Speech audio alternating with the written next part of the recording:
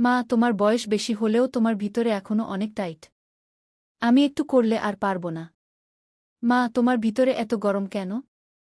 আমার এটা তো পুড়ে যাবে। তোমার ভিতরে কি পানি ছেড়ে দিব?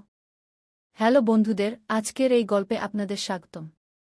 আপনাদের কাছে অনুরোধ, যদি আপনি প্রথমবার আমাদের চ্যানেলে এসে থাকেন, তাহলে অবশ্যই চ্যানেলটি সাবস্ক্রাইব করুন। এই গল্পটি শেষ পর্যন্ত শুনুন, অনেক মজা পাবেন। তাহলে চলুন গল্প শুরু করি। আমার নাম অজয় এবং আমার বয়স ৩০ বছর। আমার মায়ের নাম পুনিতা, তিনি একজন গৃহিণী। যদিও তিনি বি.এড সম্পন্ন করেছেন, আমার মা একটু খাটো কিন্তু শরীর ভারী ভারী। তিনি সবসময় শাড়ি পরেন, আমি তাকে শাড়ি ছাড়া অন্য কিছু পরতে দেখিনি। কিন্তু যে রাতে এই ঘটনা ঘটে, তারপর থেকে আমার এবং মায়ের জীবন বদলে গেছে। এই ঘটনা তখনকার, যখন আমার বয়স ২৪ বছর। সেই দিন বাবা হার্ট অ্যাটাকে আক্রান্ত হন এবং তাকে হাসপাতালে ভর্তি করতে হয়। তখন আমার পিজি সম্পন্ন হয়েছে এবং আমি চাকরির খোঁজে ছিলাম, তাই বাড়িতেই থাকতাম। মা বি.এড করার পরেও চাকরি না করে গৃহিণী থেকে গিয়েছিলেন। তখন হাসপাতালে বাবার চিকিৎসা চলছিল, কিন্তু তার অবস্থার কোনো উন্নতি হচ্ছিল না। বাবার এই অবস্থা দেখে মা ভেঙে পড়েছিলেন। আমি তার একমাত্র সন্তান, তাই তিনি আমার উপর নির্ভরশীল ছিলেন। বাবার অসুস্থতার খবর শুনে আমার মাসি এবং মামাও সঙ্গে সঙ্গে হাসপাতালে পৌঁছে গিয়েছিলেন। সবাই নিজ নিজভাবে সাহায্য করছিলেন। ৪-৫ দিন পর ডাক্তার সেই কথা বললেন যা আমরা ভয় পাচ্ছিলাম। ডাক্তার বললেন, এখন বাবাকে বাঁচানো কঠিন। এটিও শুনে মা অজ্ঞান হয়ে গেলেন। আমি তার পাশে ছিলাম, তাই তাকে সামলে নিলাম। বাবা এখন ভেন্টিলেটরে ছিলেন, যতক্ষণ ভেন্টিলেটর চলছিল ততক্ষণই তার শ্বাস নেওয়া সম্ভব ছিল। তখন আমি এবং মা বাবার সঙ্গে শেষবারের মতো দেখা করতে আইসিইউতে গেলাম। মা এখন কিছুটা সামলে উঠেছিলেন, তিনি কাঁদতে কাঁদতে বাবাকে জড়িয়ে ধরলেন। আমিও তার হাত ধরে কাঁদতে লাগলাম। কিছুক্ষণের মধ্যেই বাবার শেষ নিঃশ্বাস বেরিয়ে গেল এবং তিনি তার জীবনযাত্রা সম্পন্ন করলেন। আমরা আইসিইউ থেকে বেরিয়ে এলাম এবং মা আমাকে জড়িয়ে ধরে জোরে জোরে কাঁদতে লাগলেন। পরে শেষকৃত্যের প্রস্তুতি শুরু হয়ে গেল। দিন কেটে গেল, সন্ধ্যা ৬টা বাজে। শেষকৃত্যের সমস্ত কাজ আত্মীয়রা সামলে নিয়েছিল। শ্মশানঘাট থেকে বাড়ি ফিরে আমি নিজের ঘরে গেলাম এবং জোরে কেঁদে উঠলাম। মা শুধু কাঁদছিল, সে খুবই বিচলিত ছিল। কিছুক্ষণ পর মাসি আমার জন্য চা নিয়ে এলেন, তখন আমি উঠে বসলাম। চা নিতে গিয়ে আমি তাকে জিজ্ঞাসা করলাম, মা কেমন আছে? মাসি বললেন, দিদি এখনও কাঁদছেন অজয়। তাকে খুব কষ্ট হচ্ছে। তখন আমি বললাম, হ্যাঁ মাসি, তার বাবার সাথে খুব লেগে থাকত। আমারও কিছু বুঝে আসছে না। মাসি বললেন, আমি বুঝতে পারছি অজয়, কিন্তু এখন দিদির তোমারই সাহায্য দরকার। এই বয়সে সে পুরোপুরি তোমার উপরই নির্ভর করছে। এতটা বলে মাসি চলে গেলেন। তখন আমি ভাবতে শুরু করলাম যে এখন এই বাড়ির দায়িত্ব আমারই। আমার মনে চাকরি এবং ভবিষ্যৎ জীবন নিয়ে নানা চিন্তা আসতে লাগল। আমাকে যত তাড়াতাড়ি সম্ভব চাকরি খুঁজে নিতে হবে এবং নিজেকে দায়িত্বশীল করে তুলতে হবে, কারণ বাবার পেনশনে আমরা কতদিন চলতে পারব? এই সব চিন্তায় আমার মাথা ভারী হয়ে উঠছিল। আমি আমার ঘরের বারান্দায় গিয়ে দাঁড়ালাম, যাতে কিছুটা তাজা বাতাস পাই। এতে কিছুটা ভালো লাগল। লিভিং রুমে মা এবং মাসি বসেছিলেন, আত্মীয়দের সাথে কথা বলছিলেন। কিছুক্ষণ পর আত্মীয়দের ভিড় কমে গেল। মাসি আমার ঘরে এসে বললেন, আমি খাবার তৈরি করছি, ততক্ষণ তুমি মায়ের কাছে বসো। আমি হ্যাঁ বলে মায়ের কাছে গিয়ে বসলাম। আমাকে দেখে মা আমার গলা জড়িয়ে ধরে আবার কাঁদতে উঠলেন। আমি তাকে জড়িয়ে ধরে শান্ত করার চেষ্টা করলাম। আমার মা ফর্সা রঙের ছিলেন, এত কান্নার কারণে তার গাল লাল হয়ে গিয়েছিল। তার চোখও ক্লান্ত ছিল। সে আমার সাথে লেপ্টে কাঁদতে লাগল। আমি তাকে বললাম, মা এখন আর কাঁদো না। যা হবে তা হয়ে গেছে। এখন আমি তো আছি তোমার সাথে, আমি সব সামলাব। মা বললেন, হ্যাঁ বেটা, তোমাকে দেখেই এখন দিন কাটাচ্ছি। তোমাকে দেখলে তার কথা মনে পড়ে। এত বলেই মা আরও জোরে কাঁদতে লাগলেন। এমন সময় মাসি বাইরে এসে মাকে বললেন, দিদি একটু খাবার খাও। দুটো লোকমা খেলে কিছুটা ভালো লাগবে। মা হ্যাঁ বললেন। মাসি বললেন, তুমি রান্নাঘরে চলো, আমি সাহায্য করব। তোমার খুব দুর্বলতা এসে গেছে। মা বললেন, রান্নাঘরে গিয়ে দেখো, আমি এসে সাহায্য করব। এত বলে মাসি রান্নাঘরে চলে গেলেন। আমি মায়ের হাত ধরে তাকে তার এবং বাবার ঘরে নিয়ে গেলাম। তারপর মা বাথরুমে গিয়ে ফ্রেশ হয়ে এলেন। এখন তার মুখ কিছুটা ঠিক মনে হচ্ছিল। সারাদিনের দৌড়াদৌড়িতে তার শাড়ি এলোমেলো হয়ে গিয়েছিল। আমি প্রথমবার মাকে এভাবে দেখলাম, অজানা কারণে আমার খুব অদ্ভুত লাগছিল। এমন সময় মা বললেন, অজয় বেটা, তুমি কি আমার একটু সাহায্য করবে? আমি শাড়ি বদলাতে চাই, খুব দুর্বল লাগছে। আমি বললাম, হ্যাঁ মা, আমি তো আছি। বলো, কি সাহায্য করব?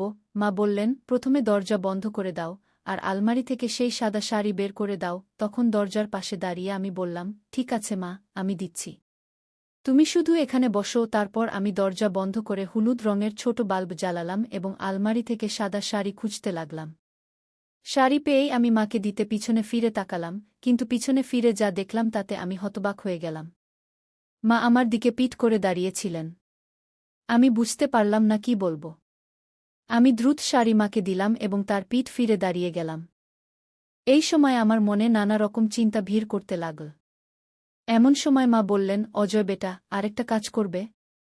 আলমারিতে হলুদ রঙের আমার শাড়ি আছে, সেটা দেবে? এ কথা শুনে আমি অবাক হয়ে গেলাম, কিন্তু নিজেকে সামলে নিয়ে বললাম, হ্যাঁ মা, এবং হলুদ শাড়ি খুঁজতে লাগলাম। শেষে ভাঁজ করা হলুদ শাড়ি পেয়ে গেলাম। সেটা খুলে দেখে তার ডিজাইন দেখে আমি খুবই আশ্চর্য হয়ে গেলাম। এমন সময় মা জিজ্ঞাসা করলেন, শাড়ি পেয়েছ কি অজয় বেটা? আমি বললাম, হ্যাঁ, পেয়েছি। তখন শাড়ি মাকে দিতে ফিরে দেখলাম মা এখনও পিঠ করে দাঁড়িয়ে আছেন। আমি হতভম্ব হয়ে গেলাম, কিন্তু নিজেকে শান্ত রেখে শাড়ি তাকে দিয়ে দিলাম। হলুদ বাল্বের আলোয় যা দেখলাম তা বিশ্বাস করার মতো কিছু ছিল না। প্রস্তুত হয়ে মা বললেন, অজয় বেটা, তুমিও দ্রুত প্রস্তুত হয়ে যাও, আমি এখানেই অপেক্ষা করব। আমি ফ্রেশ হতে বাথরুমের দিকে এগিয়ে গেলাম।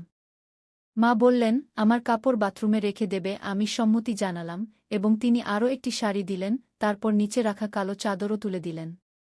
আমি চুপচাপ বাথরুমে চলে গেলাম এবং দরজা বন্ধ করলাম। ভেতরে গিয়ে আমি গভীর শ্বাস নিলাম। বাইরে এসে দেখলাম মা এখনও বসে আছেন। আমি তার হাত ধরে উঠালাম এবং তাকে খাওয়াতে নিয়ে গেলাম। খাওয়ার সময় মা খুব শান্ত ছিলেন। বাড়িতে এখন শুধু আমি, মা, মামা এবং মাসি রয়ে গিয়েছিলাম, বাকি আত্মীয়রা চলে গিয়েছিলেন। খাওয়ার পর মাসি আমাকে জিজ্ঞাসা করলেন, অজয়, ঘুমানোর ব্যবস্থা কি করব? আমি বললাম, মাসি, আজ আমি মায়ের পাশে শোব। গঙ্গা সে ইতিমধ্যেই বিরক্ত আছে। যাই হোক, তোমাকে সকাল সকাল উঠতে হবে, তাই তুমি আমার রুমে ঘুমিয়ে পড়ো। মাসি বলল, আমরা লিভিং রুমে ঘুমোব। মাসি বলল, ঠিক আছে, এভাবেই করি। রাতে যদি কিছু প্রয়োজন হয় তবে বলে দিও। মাসি রান্নাঘরের কাজ সেরে আমার রুমে লিভিং রুমে বিছানা করে চলে গেল। আমি বেডরুমে গিয়ে দেখলাম মা সেখানে নেই। আমি দরজা বন্ধ করে কাপড় বদলাতে শুরু করলাম। যেই আমি শার্ট আর জিন্স খুলে নাইট ড্রেস খুঁজতে লাগলাম, ঠিক তখনই বেডরুমের লাইট জ্বলে উঠল। পিছনে ফিরে দেখলাম মা ভিতরে চলে এসেছে। সে চুপচাপ লাইট জ্বালিয়েছিল। আমি মেজাজ হালকা করতে জিজ্ঞেস করলাম, মা, আমি নিচে ঘুমিয়ে পড়ি? তুমি আরামে ঘুমিয়ে পড়ো। মা বলল, অজয়, আমার মনে হয় না আজ ঘুম আসবে। তুমি এখানেই আমার পাশে ঘুমাও। তারপর আমি ফ্যান চালিয়ে দেখলাম বেডরুমে শুধু একটি কম্বল আছে। আমি বললাম, মা, আমি আমার রুম থেকে কম্বল নিয়ে আসি। মা বলল, অজয়, মাসি ঘুমিয়ে পড়েছে। আজকের জন্য এই কম্বলই ঠিক আছে। তারপর আমি এভাবে চালু করে দিলাম। বেডরুমের দরজা একটু বন্ধ করে রুমের সব লাইট বন্ধ করে শুধু ডিম হলুদ আলোর বাল্ব জ্বালিয়ে বেডে চলে এলাম। তারপর মা মশারি টাঙিয়ে কম্বল গায়ে দিল এবং আমার দিকে পিঠ করে ঘুমিয়ে পড়ল। আমিও কম্বলে ঢুকে ছাদের দিকে তাকিয়ে শুয়ে রইলাম। এখন এসির কারণে রুমে ঠান্ডা অনুভূত হচ্ছিল। কিছুক্ষণ পর আমি মায়ের কান্নার আওয়াজ শুনতে পেলাম। মাকে এই অবস্থায় দেখে আমার অদ্ভুত লাগছিল। আমি মায়ের কাছে সরে গেলাম এবং তার কাঁধে হাত রেখে বললাম, মা, শান্ত হও। আমি জানি তোমার জন্য এটা খুব কঠিন, কিন্তু বাবা সবসময় আমাদের সাথে থাকবেন। আর আমি তো আছিই তোমার দেখাশোনা করার জন্য। মা কাঁদতে কাঁদতে বলল, অজয়, তোমার বাবা অনেক কিছু দিয়েছে। আজ তার ছাড়া বাঁচা খুব কঠিন হয়ে পড়েছে আমার জন্য। আমি মায়ের আরও কাছে সরে গেলাম এবং তার কাঁধে মাথা রাখলাম। মা কিছুক্ষণ চুপ থেকে বলল, অজয় বেটা, যখন তুমি সাথে থাকো তখন মনে হয় যেন তোমার বাবাই আমার সাথে আছেন। তুমি একদম তোমার বাবার মতোই। এ কথা বলে মা একটু শান্ত হল। আমিও আবার ছাদের দিকে তাকালাম। এখন আমার মাথা থেকে একে একে চিন্তা বের হতে লাগল। ঠিক তখনই হঠাৎ আমার কিছু মনে পড়ল এবং না চাইলেও মনের মধ্যে খারাপ চিন্তা আসতে লাগল। এসব আমার মাথায় ঘুরতে লাগল। তখন মা জিজ্ঞেস করল, অজয় বেটা, তোমার ঘুম আসছে? আমি বললাম, না মা, কেন, কি হয়েছে? মা বলল, কিছু না রে, আমার ঘুম আসছে না। একটু ভয় লাগছে আর একটু ঠান্ডাও লাগছে। একটা কাজ করবে আমার জন্য? আমি বললাম, ঘাবড়াবে না মা, আমি আছি না। বলো কি চাই। মা বলল, একটু আমার কাছে সরবে। আমি বললাম, হ্যাঁ চলো, এবং মায়ের কাছে সরে গেলাম। মা আমার হাত ধরে তার উপর টেনে নিল। কিছুক্ষণ পর আমি মাকে বললাম, মা, তোমার মনে আছে যখন আমি ছোট ছিলাম তখন ঘুমানোর সময় পা ছড়িয়ে ঘুমানোর অভ্যাস ছিল? তুমি কতবার আমার সেই অভ্যাস ছাড়ানোর চেষ্টা করেছ, কিন্তু আমি মানিনি। মা হেসে বলল, তুমি আমার কথা কখনো শুনতে না, কিন্তু বাবা বললে তুমি মানতে। আর কিছুদিন পর আবার সেই অভ্যাস। আমিও আবার আমার ছোটবেলার কথা বলে তাকে খুশি করার চেষ্টা করলাম যাতে তার দুঃখ একটু কমে। আমরা দুজন কথা বলছিলাম, হঠাৎ মা বলল, অজয় বেটা, তোমার পা ছড়িয়ে ঘুমানোর অভ্যাস ছেড়ে গেছে নাকি এখনো আছে? আমি বললাম, পুরোপুরি না গেলেও এখনো একটু আধটু আছে। মা বলল, আমি জানতাম। কিছু না, আমার জন্য তুমি এখনো আমার বাচ্চা। যদি তোমার ভালো লাগে তবে তুমি সেভাবেই ঘুমাতে পারো। এ কথা বলে মা আমার মাথায় হাত বুলাল। এ কথা শুনে আমি মনে মনে খুশি হলাম এবং ভাবতে লাগলাম, এসব কি হচ্ছে। কিছুক্ষণ শান্তিতে কাটল এবং আমি মনকে প্রস্তুত করে অ্যাডজাস্ট করতে লাগলাম। ভাবতে ভাবতে অনেক সময় কেটে গেল, কারণ পরে যা হল তা আমি স্বপ্নেও ভাবিনি। ঘটনাটা এমন হল যে আমি ঘুমানোর প্রস্তুতি নিচ্ছিলাম এবং মাও তখন আমার দিকে ঘুরে দেখছিল আমি কি করছি। আমি মাকে জিজ্ঞেস করলাম, মা, কি হয়েছে? কি করতে হবে?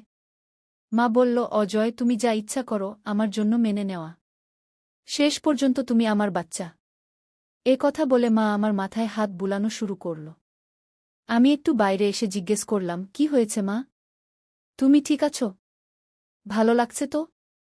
মা আমার চুল জোরে ধরে বলল, তোমার বাবাও এমনই বলতেন। এ কথা শুনে আমারও জোশ চলে এল। এখন আমারও বেশি দেরি করা কঠিন হয়ে পড়ছিল। আমি মাকে বললাম, মা, এখন আরও কঠিন হয়ে পড়ছে। মা বলল, হ্যাঁ রে, আমি জানি।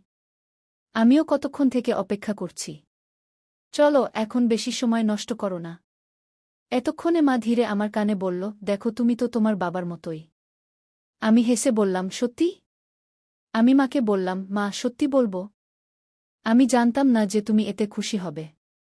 এটা শুনে মা বলল, দেখো, এটা সব তোমার বাবার স্মৃতিতে হবে। আমি সবসময় তোমার বাবাকে তোমার মধ্যে দেখেছি, কিন্তু আমারও ধারণা ছিল না যে আজ এমন কঠিন সময়ে আমরা কথা বলব। আর সত্যিই আমি ভাগ্যবান যে তোমার মতো সন্তান পেয়েছি। আমি চিন্তায় ছিলাম যে এরপর এখন আমার দেখভাল কে করবে। এ কথা বলতে বলতে মায়ের চোখে জল চলে এল। আমি আবার তাকে সান্ত্বনা দিয়ে বললাম, মা, দেখো, এটা শুধু তোমার দুঃখ নয়। এখন তোমার আর চিন্তা করার কোনো দরকার নেই। আমি তোমাকে কখনো একা ছাড়ব না। এখন মা আমার কাঁধে মাথা রেখে কাঁদছিল। আমি তার চোখের জল মুছে দিয়ে বললাম, মা, আমি জানি বাবা আমাদের কখনো কোনো কিছুর অভাব হতে দেননি। কিন্তু যদি কখনো তোমার কিছু দরকার হয় তাহলে কোনো দ্বিধা না করে আমাকে বলবে। এখন আমাদের দুজনের মধ্যে কোনো কিছু লুকানোর কোনো কারণ নেই। এটা শুনে মা বলল, যখন তুমি আমার সাথে থাকো তুমি আমাকে আগের মতোই ডাকবে। তোমার মুখে নিজের নাম শুনতে ভালো লাগে। আমি বললাম, হ্যাঁ, আমার প্রিয় মা। আমরা দুজন এখন উঠে বসে গেলাম। মায়ের মুখে এক অন্যরকম উজ্জ্বলতা ফুটে উঠল, যেন সে একটা বড় চাপ থেকে বেরিয়ে এসেছে। মুখ দেখে মনে হচ্ছিল সে খুব খুশি। তখন সকালের ৩টা বেজে গেছে। মা উঠে ব্রাশ করতে লাগল। আমি ঘুমানোর প্রস্তুতি নিচ্ছিলাম, তখন মা বলল, তোমার সাথে ঘুমাতে ভালো লাগে। আমি হেসে বললাম, আমিও। তখন আমরা দুজন আবার একই কম্বলে জড়িয়ে গেলাম এবং এয়ার কন্ডিশনার চালু করে দিলাম। কখন ঘুমিয়ে পড়লাম টেরই পাইনি। সকালে যখন জেগে উঠলাম তখন 10টা বাজে গিয়েছিল। আমি ঘরে একা ছিলাম। আমি কাপড় পরে ব্রাশ করলাম এবং বেডরুম থেকে বেরিয়ে এলাম। মা, মাসি এবং বাকি অতিথিরা চা পান করছিলেন। আমাকে দেখে মা বললেন, অজয় উঠে গেছে। এসো, চা নাও। আমি হ্যাঁ বলে মায়ের কাছ থেকে চা নিলাম। ঠিক তখনই দরজার ঘণ্টা বাজল। মাসি গিয়ে দরজা খুললেন, সেখানে আমার দাদি অর্থাৎ বাবার মা দাঁড়িয়েছিলেন। আমার দাদি জাপানে চাচার কাছে থাকতেন। দাদু মারা যাওয়ার পর চাচা তাকে সাথে নিয়ে গিয়েছিলেন। বাবা হঠাৎ মারা যাওয়ায় তিনি তড়িঘড়ি আসতে পারেননি। দাদি বাড়িতে ঢুকেই জোরে জোরে কাঁদতে শুরু করলেন। মাও তাকে জড়িয়ে ধরে কাঁদতে লাগলেন। আমার দাদির নাম ছিল ববিতা। আমি তাকে ছোটবেলায় দেখেছিলাম। দাদু মারা যাওয়ার পর চাচা তাকে সাথে নিয়ে গিয়েছিলেন। আমি অনেক বছর পর দাদিকে দেখছিলাম। দাদি অনেক বদলে গিয়েছিলেন। তার জীবনযাপন, কথা বলার ভঙ্গি সবই জাপানি স্টাইলে হয়ে গিয়েছিল। আমাকে দেখে দাদি স্নেহে আমার গায়ে হাত বুলালেন এবং আমাকে জড়িয়ে ধরে কাঁদতে লাগলেন। আমি দাদিকে সান্ত্বনা দিচ্ছিলাম। পরের 15 থেকে 20 দিন শুধুই দৌড়ঝাঁপে কেটে গেল। এখন দাদি চলে এসেছিলেন, তাই আমার এবং মায়ের একসাথে সময় কাটানোর সুযোগ কম হচ্ছিল। রাতেও দাদি মায়ের সাথে ঘুমাতেন, তাই আমাদের একসাথে থাকার সুযোগ হচ্ছিল না। জানতাম, কিন্তু চুরি করে সময় কাটাতেও এক আলাদা মজা ছিল। যখনই সময় পেতাম কথা বলতাম, কিন্তু এমন সুযোগ খুব কমই আসত। এখন বাবাকে গেছে 1 মাস হয়ে গিয়েছিল। দাদি তখনও বাড়িতে ছিলেন। আত্মীয় স্বজনদের দেখা করতে আসাও কমে গিয়েছিল। মাসিও 1-2 দিনের মধ্যে নিজের বাড়ি চলে যাবেন। বাড়ির সব কাজ ধীরে ধীরে স্বাভাবিক হতে শুরু করেছিল। মাঝে মাঝে কোনো আত্মীয়ের ফোন আসত বা কেউ দেখা করতে আসত, আর তখন পুরনো স্মৃতি তাজা করে কান্না শুরু হয়ে যেত। একদিন দাদি বললেন, অজয় বেটা, তোমার সাথে কিছু কথা বলতে চাই। আমি বললাম, বলো দাদি। কি দাদি বললেন, আজ তোমার বাবাকে গেছে 1 মাস। তোমার মা এখনও সেই শোক থেকে বেরিয়ে আসতে পারেননি। তাই আমি বলছি, তুমি মাকে মামার কাছে শিবপুর নিয়ে যাও। সেখানে কয়েকদিন থাকলে পুনিতার কিছুটা স্বস্তি হবে। পুনিতা আমার মায়ের নাম। আমি বললাম, হ্যাঁ দাদি, ঠিক বলছ। আমি মায়ের সাথে কথা বলব। দাদির কথা আমার ঠিক মনে হল। মা এবং আমারও এতদিন পর একসাথে সময় কাটানোর সুযোগ মিলত। তাই আমি সঙ্গে সঙ্গে রাজি হয়ে গেলাম এবং মায়ের সাথে কথা বললাম। মাকেও ব্যাপারটা ভালো লাগল। তারপর আমি মামাকে ফোন করে আমাদের আসার প্ল্যান জানালাম। মামা এবং মামি দুজনেই উৎসাহে আমাদের জন্য অপেক্ষা করতে লাগলেন। পরের দিন আমাদের বেরোতে হবে, তাই আমি এবং মা প্যাকিং শুরু করলাম। কিছু প্রয়োজনীয় কাপড় নিয়ে আমরা ব্যাগ গুছিয়ে নিলাম। প্ল্যান হল, আমি এবং মা ফ্লাইটে কলকাতা যাব। সেখান থেকে মামা নিজের গাড়ি নিয়ে আসবেন এবং আমরা শিবপুর মামার গাড়িতে যাব। মনসুন শুরু হয়ে গিয়েছিল, তাই আমরা তাড়াতাড়ি বেরোনোর সিদ্ধান্ত নিলাম। প্ল্যান অনুযায়ী আমরা দিল্লি থেকে কলকাতার ফ্লাইট ধরার জন্য প্রস্তুত হলাম। ফ্লাইটে বসেই মা আমার কাঁধ ধরে ঘুমিয়ে পড়লেন। কিন্তু আমি নিজেকে সংযত রাখলাম। দিল্লি থেকে কলকাতার ফ্লাইট প্রায় 2 ঘন্টার। তাই আমরা দুপুর 2টায় কলকাতা পৌঁছে গেলাম। যেই আমরা কলকাতা এয়ারপোর্টে নামলাম, সেখানে তীব্র বৃষ্টি শুরু হয়ে গেল। এয়ারপোর্টে পৌঁছে আমি মামাকে ফোন করলাম, মামা, কোথায় পৌঁছেছেন? আমরা কলকাতা এয়ারপোর্টে পৌঁছে গেছি। কিন্তু মামা তখনও কলকাতায় পৌঁছাননি। আমি এয়ারপোর্টে মোবাইল বন্ধ করতেই জানতে পারলাম, কলকাতার উপকূলীয় অঞ্চলে সাইক্লোন আঘাত হেনেছে। তাই তীব্র বৃষ্টি হচ্ছে এবং কলকাতার সব রাস্তা বন্ধ হয়ে গিয়েছে। আমি মায়ের সাথে এই সব কথা শেয়ার করলাম এবং আমরা সিদ্ধান্ত নিলাম, সাইক্লোন এবং বৃষ্টি থামা পর্যন্ত আমরা কলকাতাতেই থাকব। আমি মামা এবং দাদিকেও এই খবর দিয়ে দিলাম। সবাই পরিস্থিতির কাছে অসহায় ছিল, তাই কারও কোনো অসুবিধা হল না। তারপর আমি এয়ারপোর্টের কাছেই একটি ভালো 5 স্টার হোটেলে রুম বুক করলাম। সেখানে অন্য কোনো রুম না পাওয়ায় আমাদের 5 স্টার হোটেলের একটি ব্যালকনিযুক্ত রুমই বুক করতে হল। এই পরিস্থিতিতে আমরা দুজনেই খুশি ছিলাম, কারণ আমরা যতটা সময় চেয়েছিলাম ততটা সময় পেয়ে গিয়েছিলাম। এবং নিশ্চিতভাবেই কেউ জানতে পারত না। দ্রুত ক্যাব বুক করে হোটেলে পৌঁছে গেলাম। সেখানে চেক ইন কাউন্টারে আমরা দুজন চেক ইন করছিলাম। আমি আমার নামে রুম বুক করেছিলাম, তাই আমার ডকুমেন্ট দিলাম। তখন রিসেপশনিস্ট বলল, স্যার, ম্যাডামেরও ডেটা চাই সিস্টেমে যোগ করার জন্য।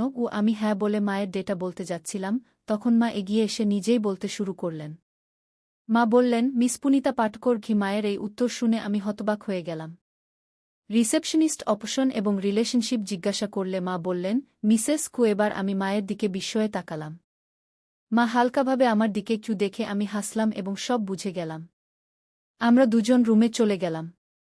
রুমে ঢুকেই আমি দরজা বন্ধ করলাম। আমার ওয়াশরুমে যাওয়া দরকার ছিল, ভ্রমণ এবং দৌড়াদৌড়িতে আমার সময় হয়নি। তখন আমি মাকে একটু সরিয়ে দিয়ে বললাম, পুনিতা জি, আমি 2 মিনিটে ফিরে আসছি। আমি তাকে একটু সরিয়ে দিলাম, কিন্তু সে সরে যাচ্ছিল না। তখন আমি নিজেই একটু সরে গেলাম। তখন মা বললেন, অজয় বেটা, থামার দরকার নেই। আমি বললাম, 2 মিনিটে বাথরুমে যাচ্ছি। এটা শুনে তার চোখ চকচক করে উঠল। সে সঙ্গে সঙ্গে বলল, আমাকে গোসল করতে হবে। তখন আমি আশ্চর্য আর খুশিতে বললাম, আচ্ছা, গোসল করবে মা? মা হেসে বললেন, হ্যাঁ। আমি এসব কিভাবে জানি? সে বলল, তুমি কি ভাবো, এত বছর ধরে তোমার বাবাকে অন্য কোনো মহিলার কাছে যাওয়ার দরকার কেন পড়েনি? কারণ আমি তাকে কোনো কিছুর জন্য কখনো না বলিনি। যা কিছু তার দরকার ছিল আমি বানিয়ে দিয়েছি। তার জন্য আমাকে ইন্টারনেট থেকে বিভিন্ন রেসিপি শিখতে হয়েছে।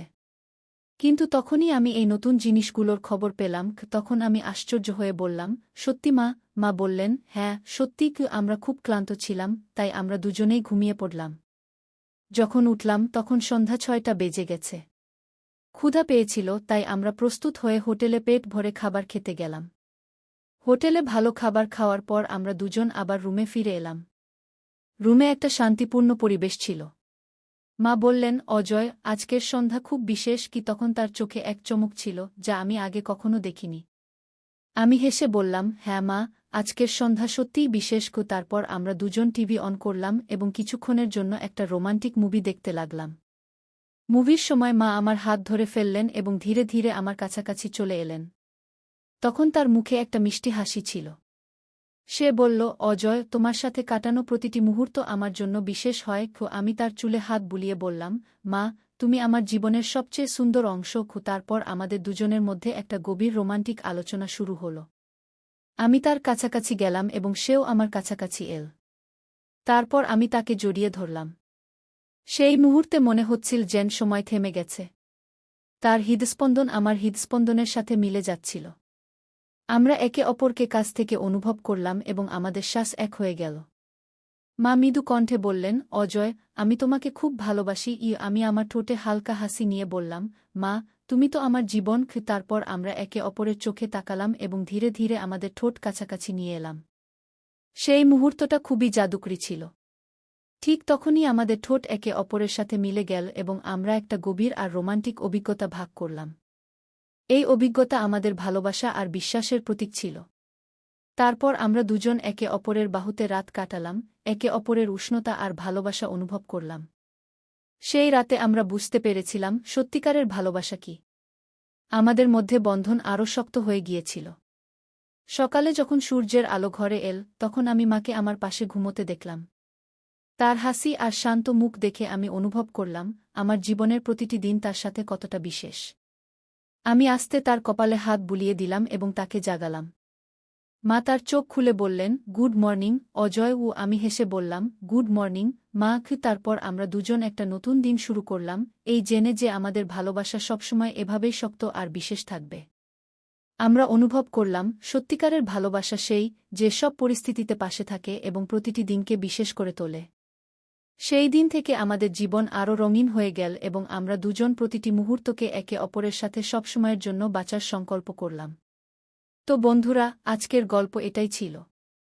আপনাদের এই গল্প কেমন লাগলো আমাদের কমেন্ট করে অবশ্যই জানাবেন। যদি গল্পটা ভালো লেগে থাকে তাহলে লাইক করুন, বন্ধুদের সাথে শেয়ার করুন এবং আমাদের চ্যানেল সাবস্ক্রাইব করতে ভুলবেন না। ধন্যবাদ।